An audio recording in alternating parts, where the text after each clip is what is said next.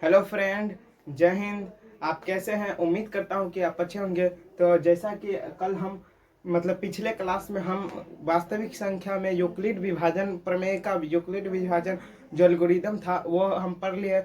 आज के इस क्लास में हम अंक गणित की आधारभूत प्रमेय जो है वो हम पढ़ने जा रहे हैं।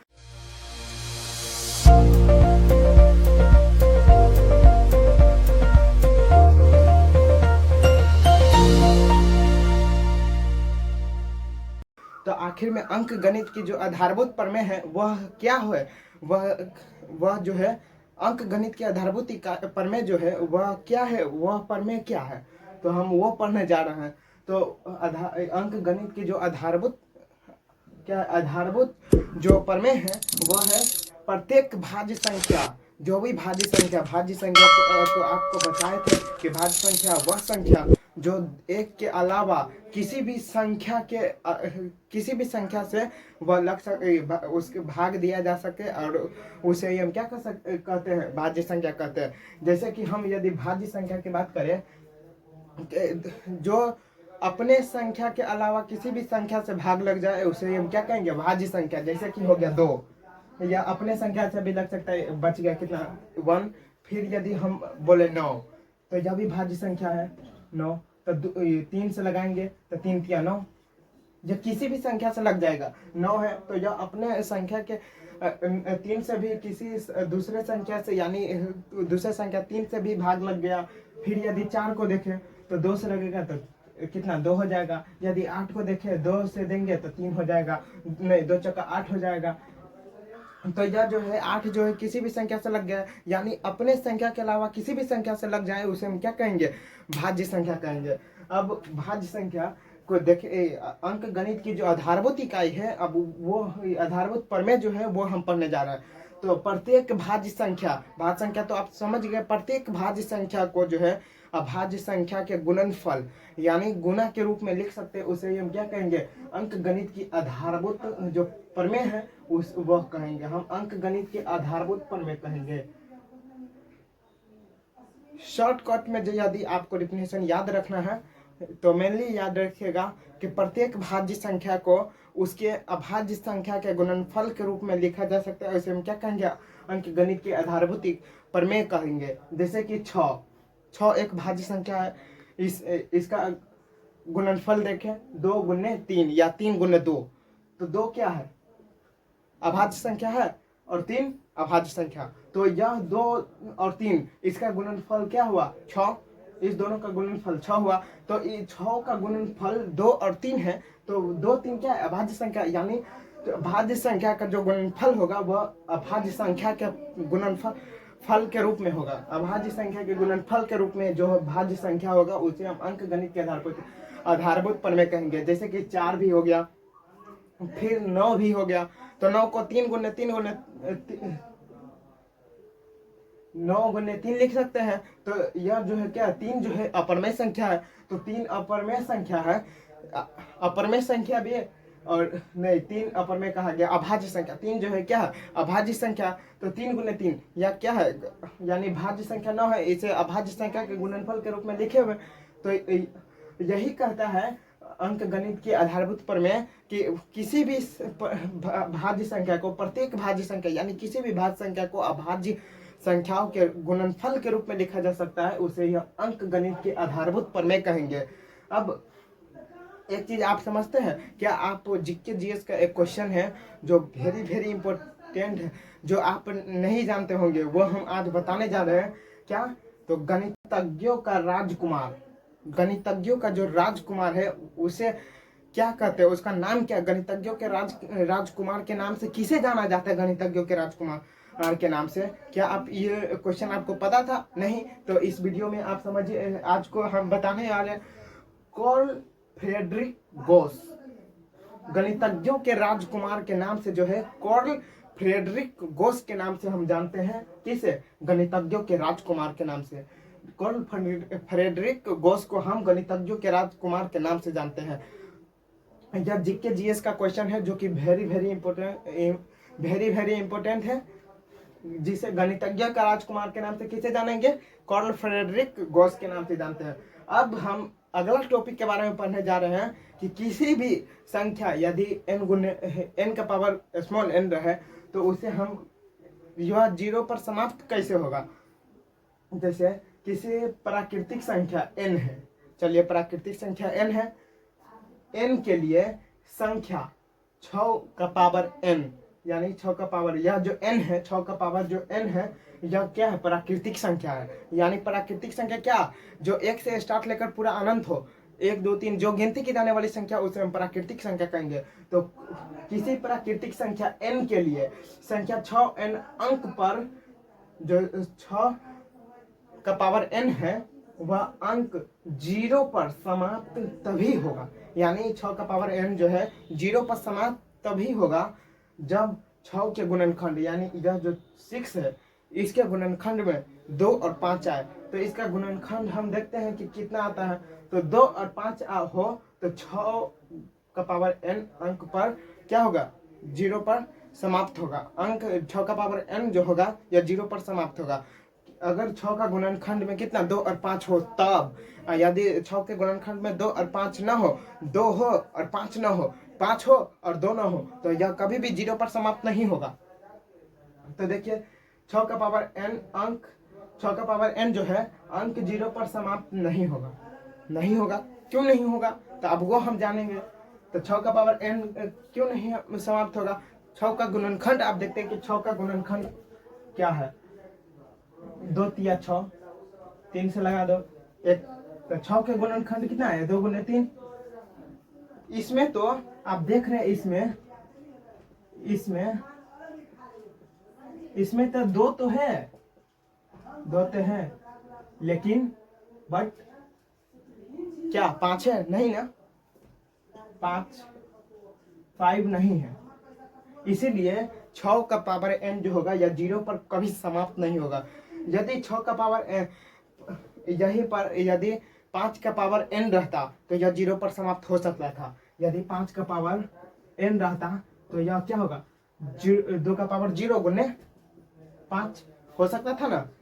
5 का गुणनखंड देखिए, 5 एकम 5, 5, इसे हम 2 का पावर 0 गुने 5 लिख सकते हैं ना। तो इस 5 का गुणनखंड में देखिए 2 भी है और 5 भी है, तो इसीलिए 5 का पावर n जो होगा ये 0 पर क्या होगा, समाप्त हो सकता है, समाप्त हो सकता है। फिर 10 को भी देख ले, 10 का पावर n क्या 0 पर समाप्त होगा, यस करेक्ट, 0 पर समाप्त होगा 10 का पावर n।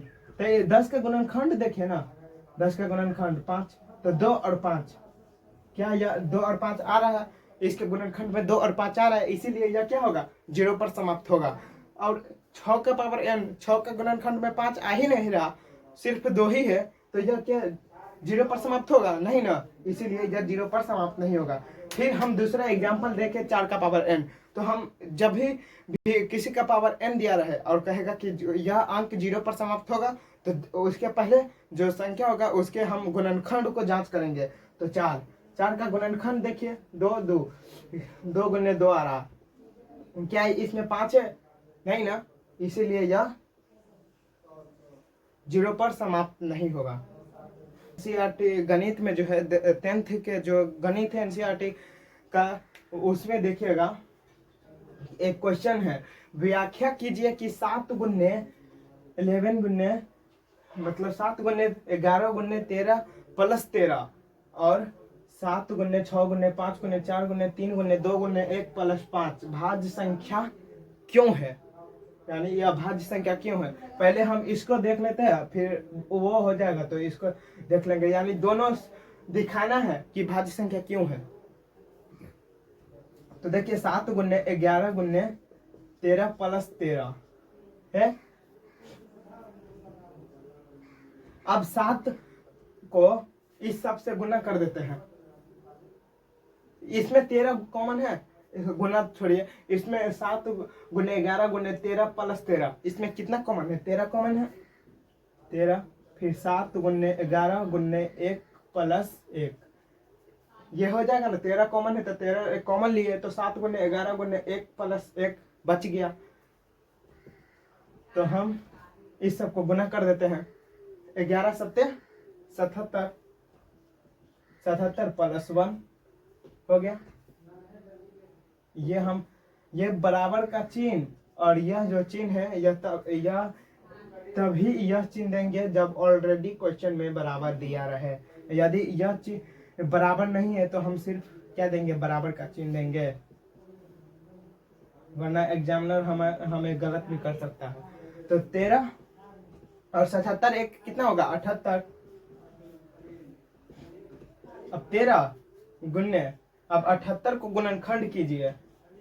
78 को गुणनखंड कीजिएगा तो पहले 2 से लगाइए। 2 2 तिया 6, 2 नम 18,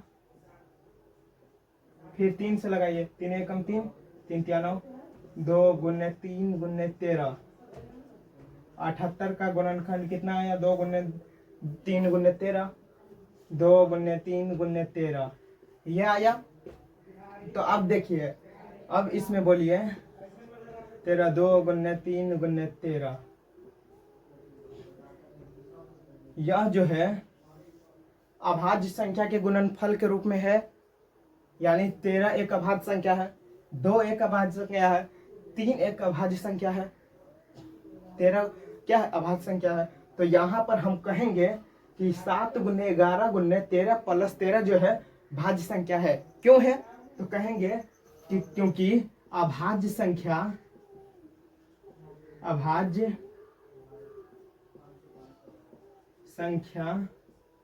ओ का गुणनफल बराबर भाज्य संख्या, भाज्य संख्या। यानी 13 गुने 2 गुने 3 गुने 13 यह अभाज्य संख्या है। तो अभाज्य संख्या गुणनफल हम पढ़े हुए अंक गणित के आधारभूत प्रमेय में कि अभाज्य संख्याओं के गुणनफल जो है के बराबर जो होता है भाज्य संख्या होता है। यानी भाज्य संख्या को हम अभाज्य संख्या के गुणनफल के रूप में लिखते हैं। तो भाज्य संख्या क्या है, अभाज्य संख्या के गुणनफल के रूप में है, इसीलिए यह भाज्य संख्या होगा। अब दूसरा है 7 गुने क्या है, 7 गुने 6 गुने 1 या, और दूसरा 7 गुने 6 गुने 5 गुने 4 गुने 3 गुने 2 गुने 1 प्लस क्या है 5। तो इसमें कितना कॉमन है, 5 कॉमन है। 5 कॉमन ले लेंगे। 7 गुने 6 गुने 5 कॉमन ले लिए तो बच गया 1, 4 गुने 3 गुने 2 गुने 1 प्लस 1। तो अब इस सब को गुना कर देंगे हम। 5, अब 6 सत्ते कितना होता, 6 सत्ते 42, 6 सत्ते 42, 4 तिया 12, 12 दूना 24। तो 24 और 42 को गुना कर दीजिए। 4 दूना 8, 4 दूना 8, 4 चौक 16, 2 दूना 4, 4 दूना 8, 8 6 4 10, और 8 1 9, 9 1 10, 1008 हुआ। 1008 प्लस 1 5 गुने, अब 1008 प्लस 1 कितना होगा, 1009 हो जाएगा। 1 जोड़ जाएगा तो 1009। तो अब देखिए 5 गुने 1009, 1009 का भाग लगेगा किसी से, 1009 हम इसे 7 से देखते हैं। 7 एकम 7, 7 एकम 7, 10 में से 3 गया तो कितना बच गया, 3 0 7 चौक 28, 28 2 9, ये नहीं लगेगा। तो देखिए यह भी 109 भी 1009 भी क्या है, अभाज्य संख्या है। 5 भी अभाज्य संख्या है। तो बराबर, तो यहाँ लिख देंगे अभाज्य संख्या का गुणनफल बराबर भाज्य संख्या लिख दिए। तो यहाँ पर 5 भी अभाज्य संख्या और 1009 भी अभाज्य संख्या। तो यह जो हो क्या होगा, भाज्य संख्या। भाज्य संख्या क्यों है, क्योंकि यह जो 7 गुने 6 गुने 4 गुने 3 गुने 2 गुने 1 प्लस 5, जब इसको हम गुना भाग जोड़ उड़ कर करते हैं तो यह जो है अभाज्य संख्या के फॉर्म में आता है, अभाज्य संख्या गुणनफल के फॉर्म में आता है। तो अभाज्य संख्या का गुणनफल के फॉर्म में रहेगा तो अभाज्य संख्या के गुणनफल के जो रूप में रहता है वो अभाज्य संख्या होता है। यानी भाज्य संख्या को हम अभाज्य संख्या के रूप में लिख सकते हैं, इसीलिए यह क्या होगा, भाज्य संख्या होगा। तो तो इस यहाँ पर लिख देंगे। इसीलिए 7 गुने 11 गुने 13 गुने 13 प्लस 13 और 7 गुने 6 गुने 5 गुने 4 गुने 3 गुने 2 गुने 1 दोनों 1 प्लस 5 क्या होगा? भाज्य संख्या होगा। बात करेंगे क्यों है? क्योंकि यह अभाज्य संख्या के गुणनफल के रूप में है, इसलिए यह भाज्य संख्या है। तो यह क्वेश्चन आपको समझ में आया? यदि यह वीडियो आपको अच्छा लगा तो लाइक सब्सक्राइब जरूर कीजिए। थैंक यू, धन्यवाद।